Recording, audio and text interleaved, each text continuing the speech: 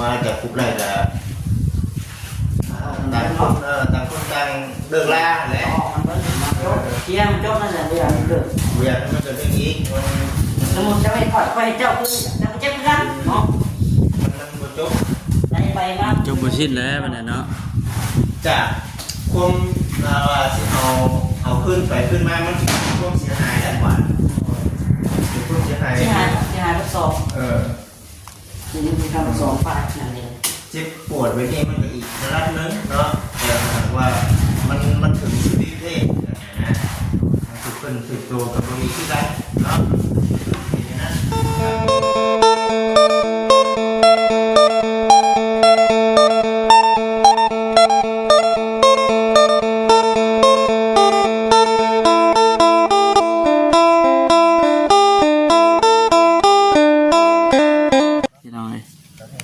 ตัดภาพมาเปิดภาพมาเนาะป้าทับกระแดดแทน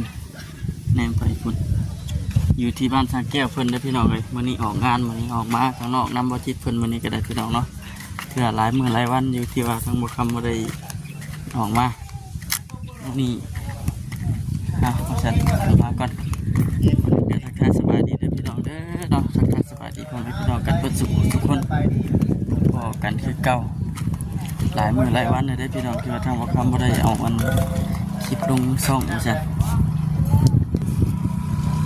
ไปทำประกันครับก็แข่งคือเก่าคือแบบไหนสบายดีเราทุกคนอ๋อนี่ทำอะไรกี่คนดูเลยเนาะเรื่องที่ของทางน้องคนไทยมาเนาะไปดูบ้านน้องคนก่อนแดดบ้างครับแดดเนาะเพลงเนาะหมดไฟแล้วนี่เนาะแล้วบ่หรือว่าจังไงมันมีจิรีใช่ป่ะฮะมีจิรีใช่จิรีบ่อยู่ใช่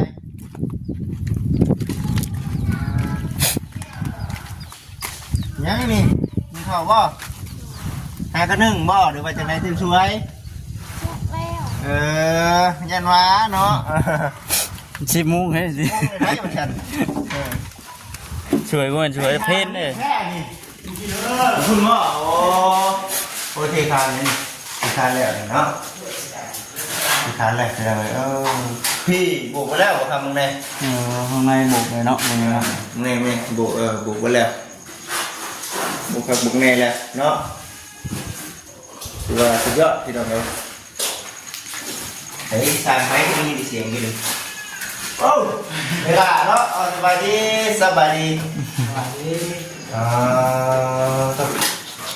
เหมือนแท้เนาะ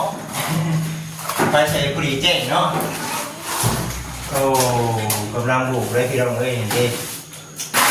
แล้วว่ามันนี่แล้วข้างในแล้วเนาะทุกคนตั้งเรียบร้อยแม่นี่พี่น้องเอ้ยเนาะใช้งานได้นี่ยังไหวใช้งานดูพอเปิดได้เนี่ยชี้เนาะสบายดีน้องจ้อยสบายดีเด้อน้องสบายดีเนาะโอ้กักแรงวันเนาะดีวันจะโค้งก็ได้ตั้งนี่เลยเนาะ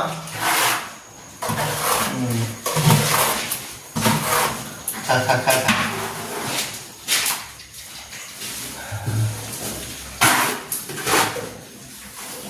เนาะ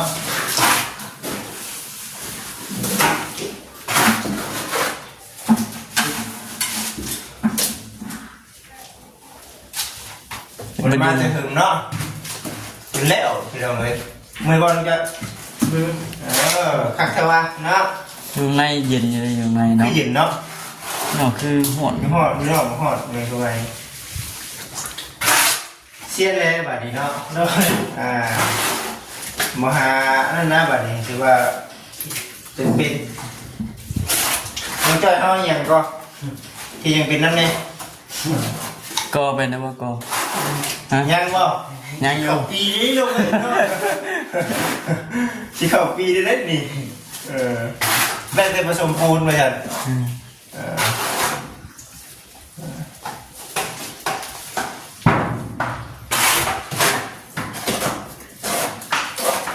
ไปเนาะจากไปที่เรา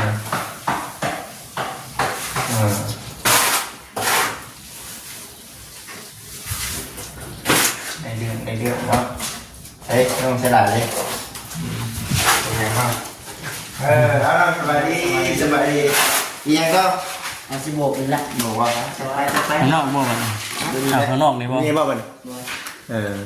ผ่านกันแล้วเนาะผ่านกันเพื่อนมาขางรถมาครับผ่านกันเพื่อนมาขางรถ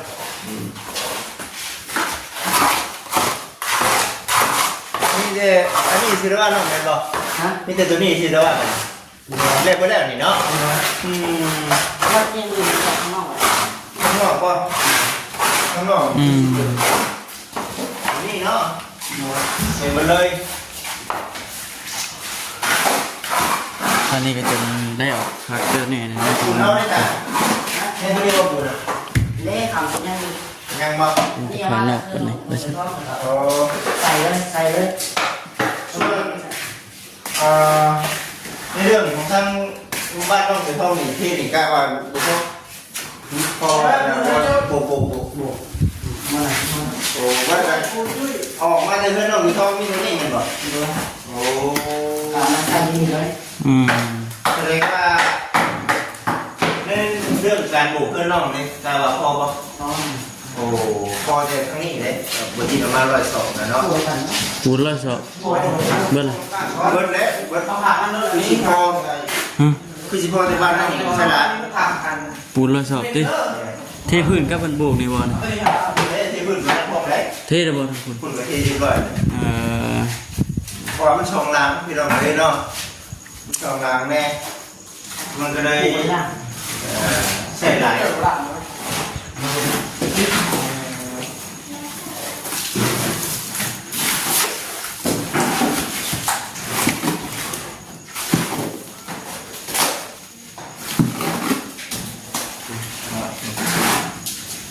บุกกำลังเทไปอยู่ครับ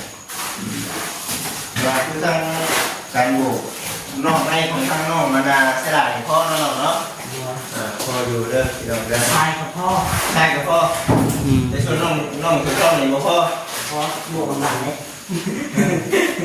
นั่นจะแม่นสิ เลย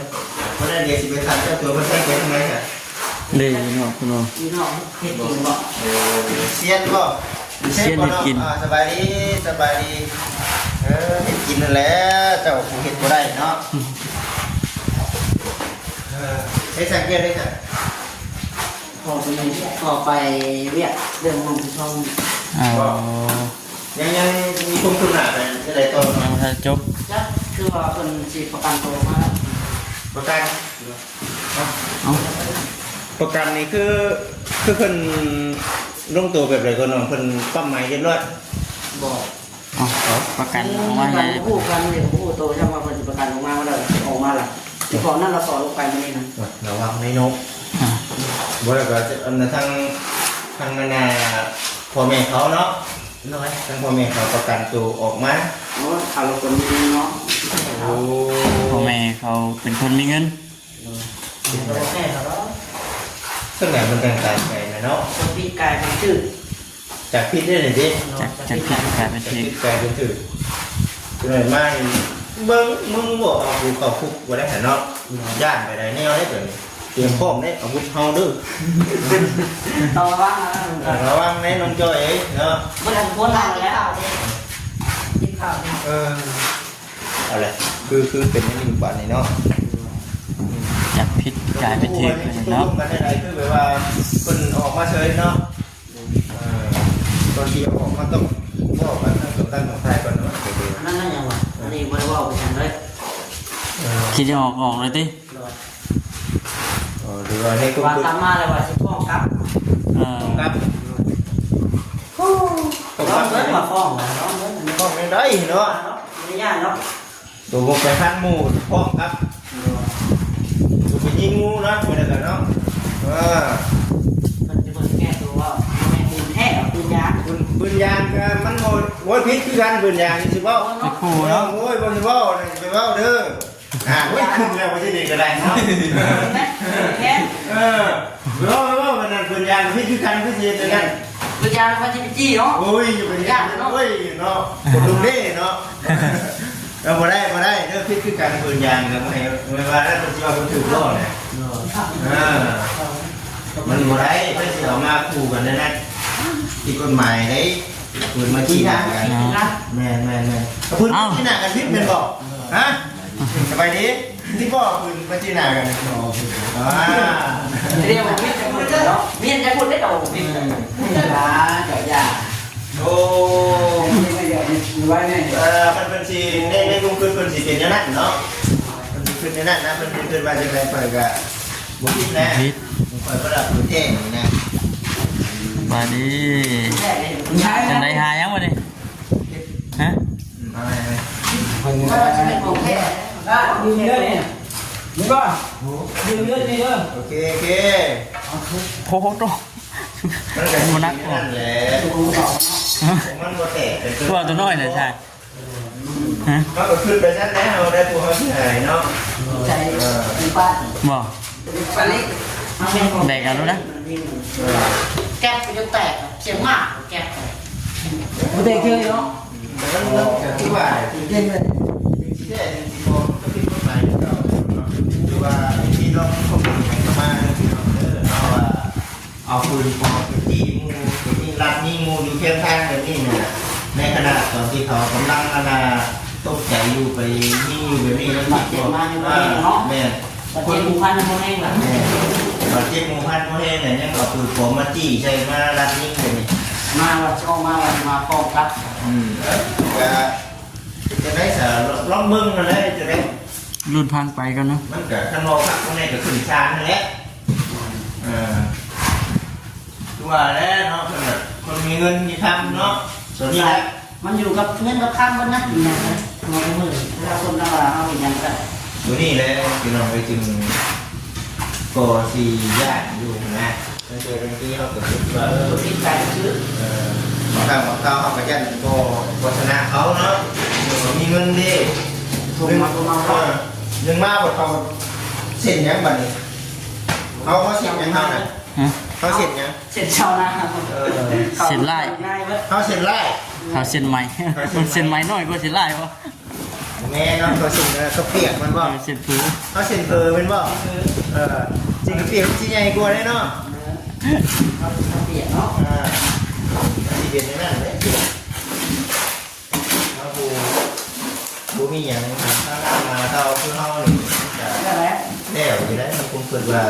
ตอนนี้ยังว่า5 ปีแบบแบบมอ5 ปี3 ปี จะไปเรื่อยๆดิ มา ม้วน5 ปีอะ ตัวนี้นะ 3 ปีลูก แล้วเป็นเนาะตัวนั้นรอสั่งเกลือมาเนาะ โดนเลยว่าต้องขอมา แต่ว่าสั่งเกลือนี่ไปเลยไปหาญี่ปุ่น โดน ต้องไปคุยกันญี่ปุ่นบ่ พ่อแม่เอามา คุยกับพ่อกับแม่เขาแล้วเนาะ เรียนคนเจ้าหน้าที่ โอ้คุยกับตำรวจเนาะ คือต้องอะไรก็ มันเป็นยังคือออกเนาะออกมาเราตีเจ็ดเป็นยังไง โอ้แม่น อันตรายออกไปห้างหรือขึ้นซื้อบ้านเป็น9 หน่อย ตัวนี้แหละ เย็นเอาละเอาลงไปจัด ได้จะนั่นอยู่ที่เราเนาะมีความขึ้นมีความยากคือกันแล้วพี่น้อง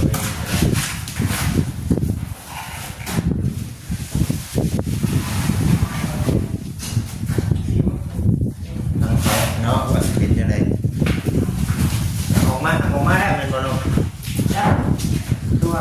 พอเราออกมาแล้วตัวอะไรตัวนี้แหละที่มันเนี้ยว่าจะออกมานี่ บอลจะออกมานี่เนาะ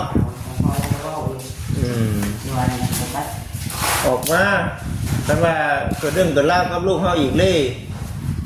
ให้สิแบบนี้เนาะเขาเสียจะได้บ้างนี่จะมีกุ๊กขึ้นที่ไหนน้องจอยที่ยิ้มอย่างเดียวนะเรื่องราวติดอย่างนี้ วันไหน ได้แล้วเนาะ นี่จะสิ่งที่สำคัญก็คือว่านะในเมื่อเรื่องมันผ่านไปแล้วเนาะกันมาได้ออกมาแล้วเนาะกันมาที่จะได้แต่เนาะคนสามารถออกมาจากคุกได้แล้วต่างคนต่างเลิกล่าแล้ว มันเป็นมันจบเที่ยงจบนั่นแหละเวลาเกิด เวียนมันจะเรื่องนี้มัน สมมติจะให้ปล่อยไปเจ้าคือจะไปเจ็บกันเนาะ มันจบ ไปมา จบบ่สิ้นแล้วบัดนี้เนาะ จากความว่าสิเอาขึ้นไปขึ้นมามันความเสียหายแล้วกว่าความเสียหาย ที่หายทดสอบ นี่คือการสอนฝ่ายนั่นเอง เจ็บปวดไว้นี่มันก็อีกระดับนึงเนาะแต่หากว่ามันถึงชีวิตเพศนะทุกคนฝึกตัวกับบริที่ไรเนาะอย่างนั้นตั้งที่ดีก็ว่าพอเราออกมาได้ก็ตั้งใจเป็นงานว่าเป็นยังมันดีกันแล้วใครกระทำน้องๆกระทำเนาะใครนั่นกระทำที่เราเลย แต่ที่ครับคนนั้นเป็นหมู่ รู้จักกันอยู่ กินน้ำกันอยู่ พอรู้จักอยู่เนาะ ห่างจากปีนี้แหละปีกายยังมาสงการอยู่สงการอยู่ เหมือนเขาไปไทยเขาลงเขาลืมไปจัก เห็นมาเดี๋ยวไปลืมกันไปจักเถื่อน ทหารพม่าไม่ได้เลย ทหารพม่าเปล่า สามารถ นี่เลยเนาะ ใจเนาะเว้ยไม่ได้ที่ทำอะไรมันจะ สายลมกำอย่างนั้นก็ได้ ไป เนาะ นักกันเนาะ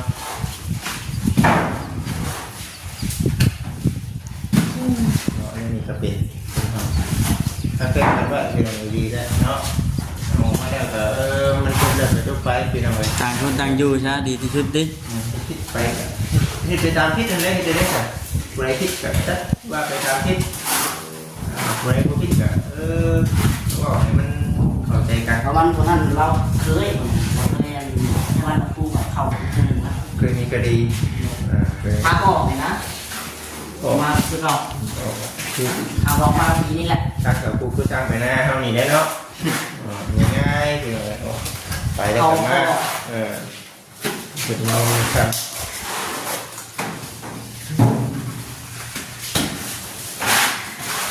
อันนี้ก็เป็นเราเนาะเนาะ ได้แล้ว ตามได้เป็นเรา พี่น้อยมีตัวที่จบคลิปก่อนเด้อพี่น้องเด้อเนาะบัดนี้อะไรก็ฝากเด้อพี่น้องติดตามเป็นกำลังใจให้แน่เนาะบริมาข้างนอกก็ถือว่าโดนบทุกคนเอาหลายมืออยู่โอเคพี่น้องเลยจังไรก็อยู่ดีมีแฮงบัดทุกคนเด้อเนาะสบายดี